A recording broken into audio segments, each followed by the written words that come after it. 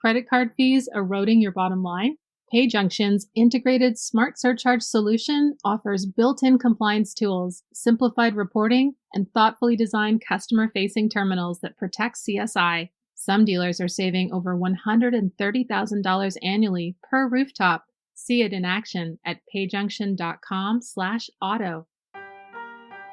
Welcome to this weekend edition of Daily Drive for the fourth week in October 2025. I'm Kellen Walker in Las Vegas. We're breaking down some of the biggest stories in the auto industry from the past week and looking forward to what's in store in the days ahead. Joining me today, Larry Velaquette covers Toyota and Subaru for us at Automotive News. Larry Legend, welcome back to Weekend Drive. Thank you, Cal. I spent so many weekends with you, I feel like you ought to have custody. Your wife would probably like that. She probably would. Yeah, she would. Hannah Lutz is Director of Tech and Innovation Coverage for us at Automotive News. Welcome back, Hannah. Hi, Kyle. Thanks for having me. So, the fallout from the Nexperia chip crisis began to spread far and wide this week. The Dutch chip maker is caught in the middle of a geopolitical battle between China and the Netherlands. Nexperia China has declared independence from its Dutch parent company. And now several automakers are bracing for disruptions. Hannah, do you think we're seeing the beginnings of a chip crisis on par with COVID times? It's hard to say right now. I certainly hope not, because that was a really significant global crisis. The level of impact on automakers is unclear so far. We've heard from a handful that, they're monitoring, looking into it. Some talk about the impact, but we haven't seen any accounting for the level of disruption that we saw during COVID times. But this chip crisis could definitely hurt the supply chain in the US and in Europe.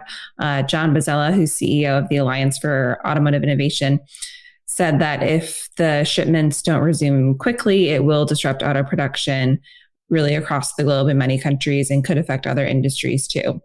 It's also a good reminder of, I feel like we're reminded of this every day at this point with tariffs and other things, but how fragile the supply chain is.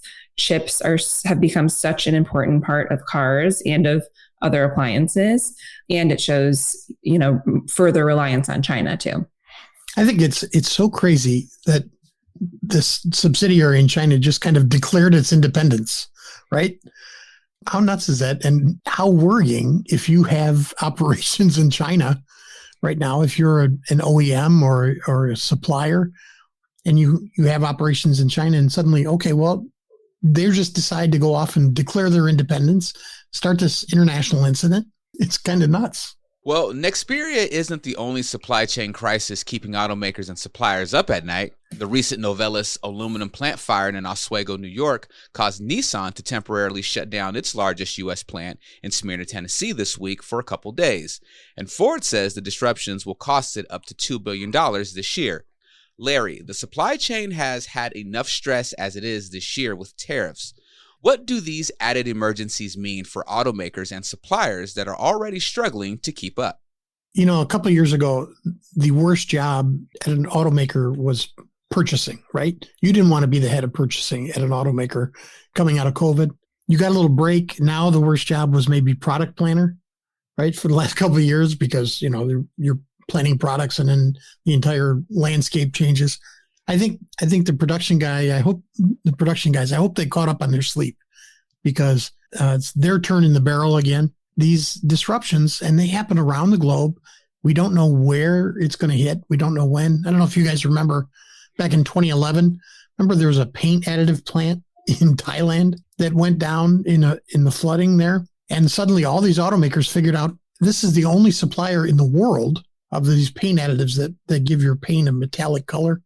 And they all had to, disrupt their supply of cars because they didn't know that this was the only place that supplied the industry.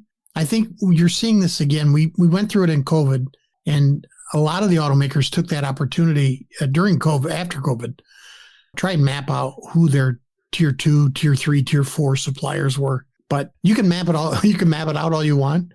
You have to have backups for your backups in this industry, because shutting down a plant or shutting down a line because you ran out of parts is just not the way to operate. They lose tremendous amounts of money, as the Ford earnings point out. when they shut down. That's their source of income, is getting those vehicles out the line and out the door. That's when they get their income as an automaker. So it's crazy. And it just shows you, again, how fragile the entire system that's been built up is and how disruptive it can be in even one part of the globe for something on the other side of the world. Hannah, and how complex it is. Oh, sorry, Hannah, before we get your thoughts, I had something that's jumped into my head real quick. I'm sorry, I don't mean to interrupt you. But Larry, when you say that the industry hasn't thought of a backup of a backup, why hasn't it? I mean, it seems like they need to. But why haven't? But why hasn't the industry think? I mean, we've been through COVID. We saw what happened with COVID. We saw what happened with the crash in 2008. Like, why hasn't the industry thought this far ahead yet?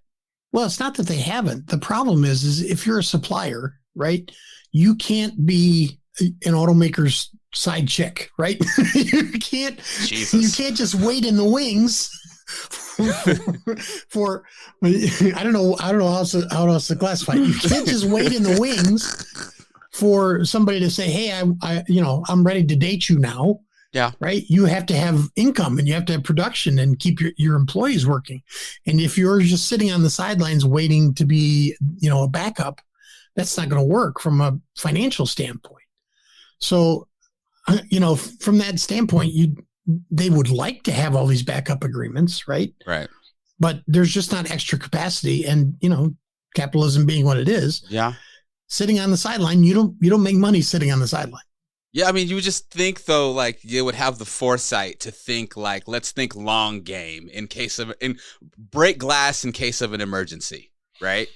But yeah, it is what it is. Okay, Hannah, go ahead. I'm sorry. I didn't mean to interrupt you. Well, it also shows how complex and deep the supply chain is. Like, I remember in the early days that we were talking about tariffs, like around April or May, a big supplier told us on background that when they have to identify like where every single tiny part in the car is from, it's really difficult, like because of all the tiers of suppliers, and that made it really challenging for them to know what their tariff cost would be. So I don't think it's that anyone's like being lazy or not thinking about the long game. It's just a really difficult business that evolves very quickly. Good point. Well, coming up, we'll talk about General Motors' announcement this week that it's betting on eyes-off driving. That's next on Weekend Drive. Automotive News Shift podcast brings you the latest on automotive technology, trends, and transformation. I'm Hannah Lutz. And I'm Molly Boygon. We're the new co-hosts of Shift, and we're excited to bring you new conversations with experts and industry insiders like this one with Larry Dominique, president of LD Management Consulting. I do believe the legacy OEMs are falling into a trap. They've got to find a way to, in some ways, build a new airplane while they're still in flight. Catch Shift, available every Sunday, wherever you get your podcasts. What if your dealership could save $130,000 per rooftop with one simple switch? Automotive leaders are under constant pressure as labor, parts, and processing costs climb. That's why dealers are turning to PayJunction's Smart Surcharge, a cost-cutting tool built for auto with DMS integration and CSI protection in mind. Smart Surcharge automates many compliance requirements with terminals that display disclosures, automatically exclude debit cards, and integrate with text-to-pay. These features protect CSI by giving customers a clear choice, the convenience of credit or the savings of debit. The impact? One dealership using PayJunction cut its effective card and debit rate by 58%, saving over $130,000 a year per rooftop. And now dealers making the switch to Smart Surcharge can get even more, since PayJunction is offering a free month of processing to dealers and shop owners, reimbursing up to $10,000 in processing fees when a qualified auto industry merchant activates Smart Surcharge by visiting payjunction.com/drive savings.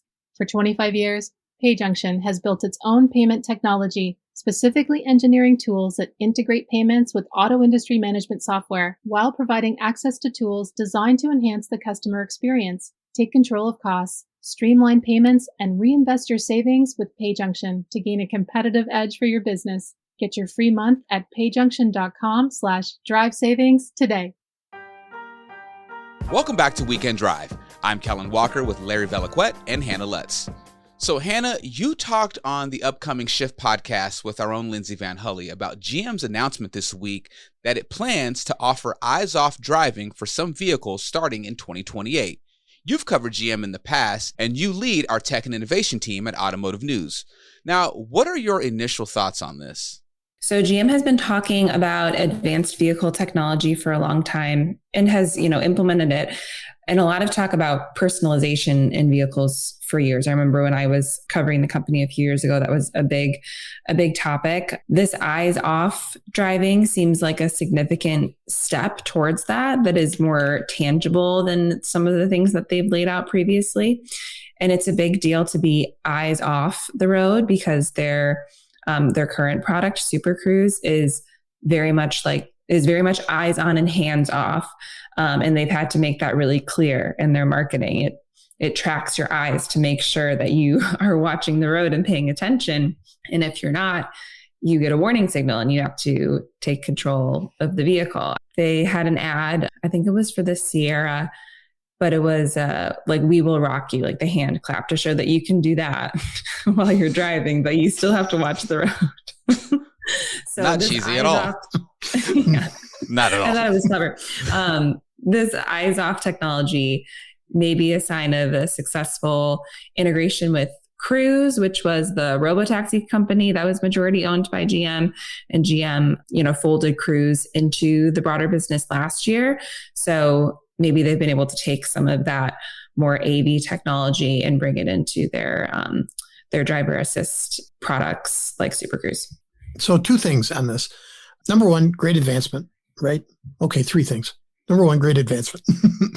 Number 2, I hope when they start advertising this, that they point it directly at Tesla drivers and say, "Hey, we can do this. You cannot." I was waiting for this. Yeah, you should have been. You should have been waiting for this, Mr. Tesla owner. And number 3, to me, the most important thing is, and I didn't see it in Lindsay's story. Maybe I missed it. To me, when an automaker says you can do hands-off driving, are they assuming, maybe Hannah, do you know this? Are they assuming liability for the operation of that vehicle from an insurance standpoint? So. The liability topic is really touchy. And I think the driver is always liable. We'd have to go and double check every automaker, but you are operating the vehicle. You're in the driver's seat. Except you're not. Yeah. But you are. For Super Cruise, you commit to paying attention. Right. And for even with eyes off, because you're eyes on. Now you're eyes off, right? You're saying I can be eyes off. I can be reading a book or checking my email or doing the 100 other things that Tesla drivers do. But the liability question to me is question 1. Who's going to pay when something happens? It's still not fully autonomous though. So I think that makes the driver liable, and it's for highways only. If they get to a point where it's for all driving scenarios and you don't have to say that you're ready to take over when you need to, then maybe the automaker would be liable. But I think at this point, it's still the driver. And they're going to do this with a subscription, right? Presumably. I don't know if that was laid out, but that's what Super Cruise is. It's a subscription. This is so interesting to me because if I'm paying extra money for equipment that's already on my car, right, in order for them to turn it on, but they're not going to accept liability when they're operating when the vehicle is essentially operating itself, and I'm paying extra for the vehicle to operate itself. That to me is a disconnect, and it's going to need to be worked out. Mm. A lot of big questions about that with insurance and I have a question with the liability thing, because you two would know this better than I would. Wouldn't the driver be considered liable if you're the one that decides, like, hey, I'm going to flip the switch to go to eyes off because you made the decision to do it? So like you're liable since you're the one operating the vehicle and you're the one that switched it, you know what I mean? Switched it on or switched it off. I feel like that would hold up in court, right? Well, you never know. You don't know you don't know what a jury's going to say. If you decided to turn it on and then some amount of time goes by, 15, 20 minutes. You're in this eyes off system, which they're, going to advertise and earn extra money from, is saying, I've got this. I'm operating the vehicle. You don't have, you can take your eyes off the road, read a book, do whatever you want. What happens if a semi or a deer or something runs out and comes out in front of you, and the vehicle just through physics is not in a position to stop? Does it do like Tesla does and just shut the system off for half a second before the crash and say, oh, we weren't in charge. We weren't doing this. This to me, this is the entire can of worms on autonomous driving, right? Who's in charge and who's financially responsible? Good point. I never thought about it that deep. Sounds like a good Shift episode. So stay tuned and we'll get somebody to talk about it. Larry, I take you as the guy that when navigation in cars first came out, you absolutely hated it. No, I was okay with it. Were you okay with it? But I don't, I still, let me put it this way. I'm okay with it, but I'm not the kind of person that's going to follow it off a cliff. Gotcha. Right. Which I can't seem to get through my kids' heads. Right. I won't bore you with a story, but the number of times that my kids go on these crazy detours because they're following their GPS. We go to a family place. It's about 4 hours away. Right. And there's literally 2 turns that you have to do. Right. It's 4 hours of highway driving. You have to turn twice. Can they do that without their GPS? No. And I don't understand that. Oh, man. Well, you can hear more about this story, including an interview with GM's Sterling Anderson on an upcoming episode of the Automotive News Shift podcast that will be available Sunday morning, wherever you get your podcast. Now, before we sign off, Larry, you'll be traveling to Tokyo next week for the Japan Mobility Show. What are you expecting to see at this year's show, and what are you most interested in covering? Well, what we're going to see is some new vehicles from Lexus that are going to be coming to Lexus dealers, which is one of the reasons that I'm going. And they haven't said so yet. The Toyota, I don't know are you familiar with the Toyota Century line? I am. So these are hand built, for our audience that doesn't know. These are hand built vehicles that if you've never watched one of these things, go on YouTube and look up the level of craftsmanship that is put into these vehicles. They are going to be, some of these we believe are going to be coming to the U.S. But these are bespoke vehicles. They are hand built. They will be very expensive. We're talking, I don't know, Maybach money.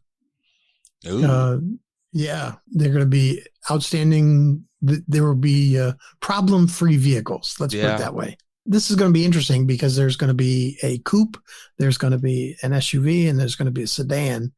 They're expanding this Century line. And there's also some crazy concept vehicles. Japan Mobility Show is like the last vestige globally of where automakers play with concept vehicles. Right, which is what auto shows used to be about, because they were fun, and they not only did you see what was coming, but you saw what was not. Right, these crazy things.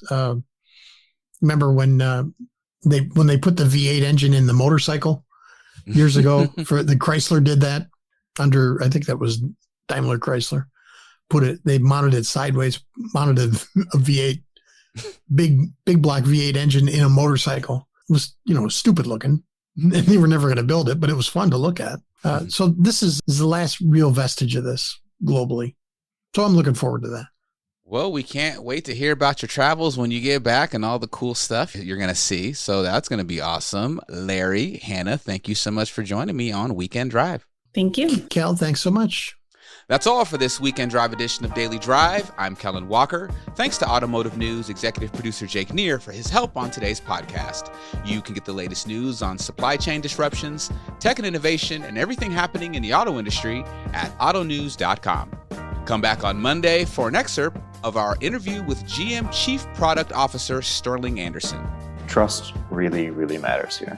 If you want to play the long game in autonomy, you roll out incrementally and slowly. We'd love to hear from you. Let us know what you think of the show and the topics we covered today. Send us an email at dailydrive@autonews.com or leave us a voicemail at 313-444-2774. If you enjoy the podcast, remember to like, leave a review, and subscribe so you never miss an episode.